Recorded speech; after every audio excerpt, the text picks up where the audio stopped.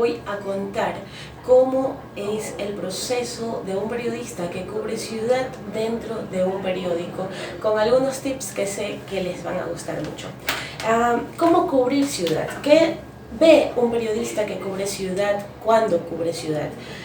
Primero, sal de los vertederos de información tradicionales. El municipio te llama a cobertura, no vayas.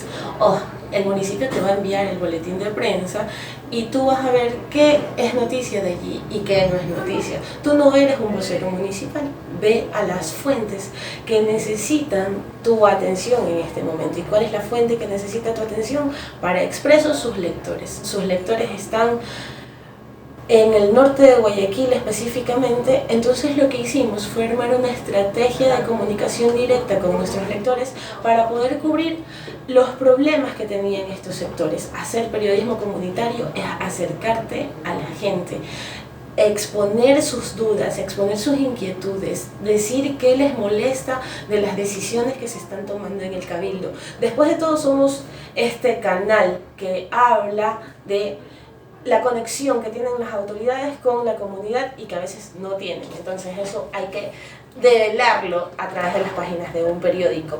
¿Cómo seleccionas el tema? La selección del tema tiene que ser un tema que interese a la ciudadanía. Eso lo ven en el primer semestre de periodismo. Es un tema que tenga impacto en la ciudadanía, porque claro, si mañana este barrio de 15 manzanas se queda sin agua, probablemente eso no sea una noticia, pero si toda Urdesa se queda sin agua una tarde y tienen que cerrar los locales y tienen que llamar a las pomas de agua para comprar, eso sí es una noticia. Entonces, el impacto es la trascendencia que tiene el hecho que está pasando en la comunidad, pero no siempre hay noticia, a veces hay que hacer noticia. ¿Cómo haces noticia? Viendo cuáles son las denuncias que llegan y hasta qué punto esas denuncias pueden representar un impacto dentro de la comunidad, a cuánta gente le afecta, cuántas personas están siendo afectadas, a cuántas personas repercute, cuáles son las consecuencias a largo plazo, qué dicen los expertos. La selección de expertos es importante, pero vamos a hablarlo más adelante con las fuentes. La preparación del tema, y ahí sí ya venimos ya un poco la estructura de la información. ¿Cómo preparo un tema de periodismo comunitario? Primero, tengo que ir al lugar, hacer la reportería, pero no quedarme como el periodista de televisión que pone el micrófono y dice: oiga, usted no tiene agua, ¿cómo está? Bueno, qué pena que no tenga agua, aquí no tienen agua, amigos, ya las autoridades no hacen nada, chao. Eso no es periodismo, chicos, eso es, no sé, cualquier cosa menos periodismo. Entonces, ¿qué tengo que hacer? Con esa información de esta, vamos a coger el ejemplo para ir a lo largo de estos pequeños minutos que tengo con ustedes, con ese mismo ejemplo. El sector de Urdesa está sin agua. Ok, ¿qué hice yo cuando el sector de Urdesa estaba sin agua que me tocó cubrir esa noticia? Fui, efectivamente, vi que los locales no tenían agua, que habían llamado a los botellones, que los botellones estaban vendiendo el triple.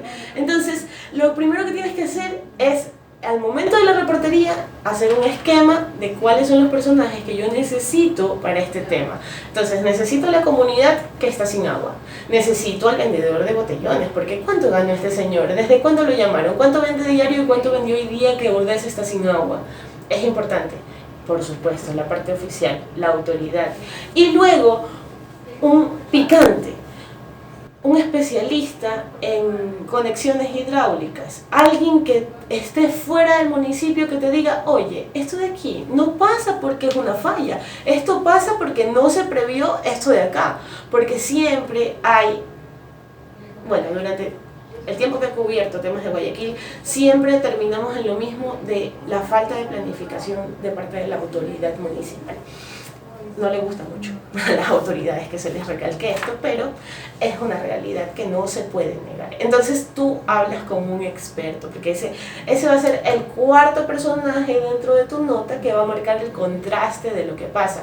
Y luego, ya teniendo todos estos esquemas de la reportería, que es entrevistar al experto, entrevistar a la comunidad, entrevistar a la autoridad, entrevistar al técnico que está por allá, entrevistar al señor de los botellones, van 5, supongamos. Ya tengo todos estos personajes y ahora sí me voy a la postproducción de mi tema. Ya elegí a todos. Recuerden los elementos de la reportería. Contraste. El contraste es la persona que va a sopesar esa información con algo diferente a lo que dice la fuente oficial. ¿Correcto? Que tienes al experto allí. Ya, tienes el contraste, necesitas el contexto. El contexto es, Urdesa es una ciudad que tiene 50 años de antigüedad en Guayaquil, que fue planificada sobre un suelo muy blando, cuyas tuberías de agua tienen tanto tiempo de antigüedad. Todos estos datos están en notas anteriores que hemos hecho. Nosotros tenemos un sistema, ustedes tienen el internet y Google, pero nosotros tenemos un sistema a donde podemos acudir a ¿qué pasa agua y Urdesa? Palabras claves. Buscamos en nuestro Google del periódico, que se llama Quay, y ponemos ¿cuántas veces hubo cortes de agua en Urdesa? ¿Cuántas personas viven en Urdesa? Todas estas cifras, toda esta información previa es tu contexto y tus antecedentes, que también tienen que ser parte de tu nota. Entonces tenemos contextos, antecedentes, contrastes, y luego el hilo conductor, que es el problema que te va a llevar a contar todo lo que está pasando. Ya ven cómo se estructura el asunto, que no es simplemente de poner el micrófono, decir que no hay agua y lamentarlo a través de una cámara. Correcto, es toda una cocción y te puede llevar hasta un día y medio a veces, pero bueno, cuando hay prisa, porque el periódico se hace todos los días, lo haces en una tarde y mañana. Luego la postproducción. Llego con todo mi material a la redacción y digo, ok, ¿cómo voy a presentar esto? Entonces, elijo en primera instancia un primer párrafo que va a resumir, y quiero que se olviden del asunto de las 5 Ws, porque esto se quiebra aquí, ya no existe.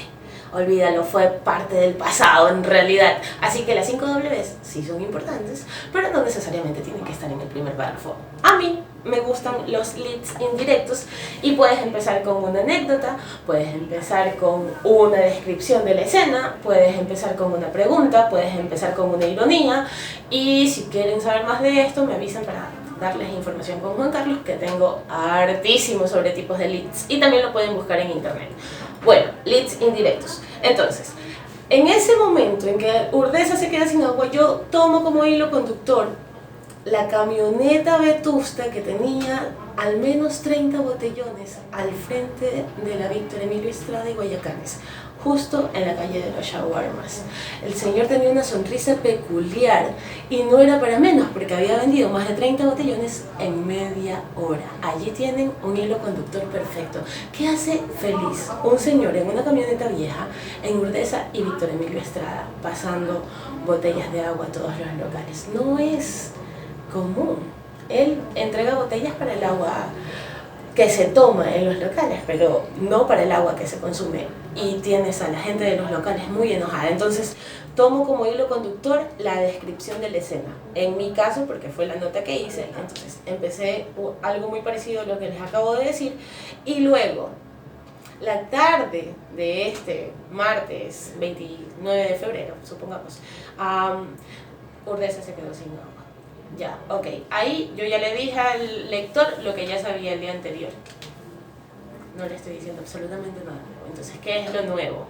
Esta falla, según el experto, tírate el agua, se debe a que Interagua no hizo la planificación correcta en el momento en que iba a haber el daño de una tubería, que eso se tiene que prever. Ya, pero ¿cómo llego a ese punto? Entonces tú estás frente al tema y dices, te haces las preguntas, anota ahí, Norex.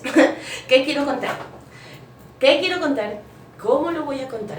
¿Cuáles son los elementos que tengo que tener? Y todo eso ya te lo dije en la primera parte de la reportería. ¿Cuáles son los elementos que tengo que tener? ¿Y qué importancia le voy a dar? Y allí viene la jerarquización de la información. Que si al experto lo pongo primero, que si a Interagua lo pongo al último. Por lo general, cuando ya fue noticia que Urdesa se quedó sin agua y ya todas las redes sociales saben, el siguiente día lo que vas a contar es por qué se quedó sin agua Urdesa, porque eso es lo que no se ha contestado en las redes sociales. Oh, estás haciendo noticias, señor, sí sabes. Ya, entonces, tú no estás replicando en redes lo que vas a replicar en el periódico que va a leer tu lector mañana y que te elige porque tú sí le das información. Estar en redes sociales no garantiza hacer periodismo, señores, y eso también anótenlo bien, porque por eso sobrevivimos los periódicos en Ecuador. Hay muchos periódicos que se han cerrado en el primer mundo porque ya trasladaron todas esas técnicas que se hacen acá a la web. Estamos en el proceso todavía, todos nos hemos convertido en guerreros de la inmediatez. ¿Para qué? O sea, ¿cuál es el punto? ¿Ganar clics? No. Procura que tu material sea un material importante, trascendente, trabajado, profesional, para que el lector diga, yo quiero meterme a Expreso porque allí sí hay noticia. Eso es lo que procuramos hacer en este periódico y esas son las técnicas con las que, al menos yo lo hago, mis compañeros deben tener otras y me imagino que los deben conocer más adelante, supongo, si siguen trabajando con el personal. Ya estamos en la reportería, estamos en la postproducción. Una vez que yo hago este esquema es importantísimo porque tú aquí vas a tener el esqueleto de tu nota. Entonces, primero voy a contar que se quedaron sin agua, después voy a contar por qué se quedaron sin agua, después voy a contar qué ha pasado en Urdesa en los últimos años del agua. Ya, me explico, pero es que ese esqueleto no es un esqueleto único porque depende de la información que estés cubriendo. Quiero traer el ejemplo de una reciente investigación que sonó mucho en redes sociales y que fue el contrato del sistema aerosuspendido de Guayaquil, Aerovía, por el que hubo mucha bulla la última semana. Estamos 29 de junio, 28 de junio del 2019. ¿Cómo llego a este reportaje? Tienen que verlo, ya Juan Carlos les va a pasar el link porque Juan Carlos es mi asistente súper. Entonces, esta investigación no fue una investigación, en realidad fue decir, oye, ¿cómo se hizo este negocio? Porque claro, ya la Aerovía se firmó hace rato, ya se está construyendo, pero ¿quién lo va a manejar? ¿Cómo es el asunto? Porque se sabía a breves rasgos y hasta en febrero pasado, imagínense, febrero, el alcalde, en ese entonces Jaime Nebot, había dicho en un enlace radial, sí, nosotros vamos a pagar el 85 y la empresa el 15. Y yo, 85, ¿cómo? ¿Bajo qué? Entonces empecé toda la información gracias a que el gobierno así lo exige, el Estado así lo exige, las leyes lo exigen, las leyes de transparencia, todo está subido a internet y es una mina de oro desde las instituciones públicas tener todo acceso a toda esa documentación. Buscar Google, contrato Aerovía, municipio de Guayaquil, consorcio, palabras claves. Bajé el documento de 56 páginas y me puse a leerlo 2 días, porque estaba con tiempo libre. Entonces empiezo a escudriñar un poco los términos del contrato y encuentro que los firmantes, el alcalde y el gerente del ATM, habían acordado con la empresa del consorcio Poma y Sofratesa que ellos iban a pagar, el consorcio solo iba a pagar el 20% y Guayaquil iba a pagar el 85%, el 15% y Guayaquil el 85%. Pero Guayaquil no va a ganar absolutamente nada, aunque ya después la ATM salió a decir que la ganancia es social. Entonces, cuando pongo los términos del contrato y les digo a los lectores de Expreso, señores, les cuento algo. Estuve leyendo el contrato de la Aerovía y encontré que Guayaquil no va a ganar absolutamente nada de lo que entre en el sistema que le va a costar 114 millones de dólares pagado a 20 años plazos y que le da la explotación de todas las estaciones más los servicios adicionales, más la publicidad, más todo lo que se genere en renta a la empresa durante 3 décadas, el tiempo de vida útil del sistema aerosuspendido. Parece que esto fue noticia porque la gente no sabía los términos del contrato y algunas personas salieron a criticar a la ATM y la ATM puso su postura diciendo que muchas personas van a trasladarse y que la inversión es social y bueno, hay un debate generado. Yo no estoy juzgando a nadie, yo estoy contando hechos. ¿Cuál es la reflexión de esto? No minimices ninguna información de las entidades públicas y estatales. Están a tu alcance. Se firma un contrato de una macro obra, revísalo, mira qué está pasando del lado de allí. Todo está subido a internet. Tienes SECOP, tienes que es el Servicio de Contratación Pública, encontrarlo no es una dificultad. Tienes las páginas municipales, tienes la página de la prefectura, tienes absolutamente todo a la mano, solamente hace falta ojear un poco. Ojear amerita tiempo, necesitas un poco de soltura en el trabajo, si estás haciendo el diario es un poco difícil, pero no es imposible. Y eso ya es periodismo de investigación, es el periodismo que todos los periodistas deben hacer en realidad, pero no nos vamos a escudriñar tanto en esto porque estamos en el esquema de la información. Luego ya hablamos de la jerarquización, que es lo más importante, y luego la presentación de la información. Expreso tiene ustedes van a trabajar mucho en video, me imagino, porque son de la nueva camada, van a abrir muchas páginas web, trabajar en cápsulas de video. Perfecto. La presentación de la información súper ligera, no como un taller en línea que sé que no van a terminar de ver. Si te quedaste hasta aquí, pues te felicito. Ya. Y luego empezar una presentación muy ágil al lector. Nosotros optamos por hacer una diagramación bastante amigable en donde le das fichas en infografías al lector que le permitan leer, les das a los protagonistas que están hablando del tema y pues tienes también algunos, ¿cómo se puede decir?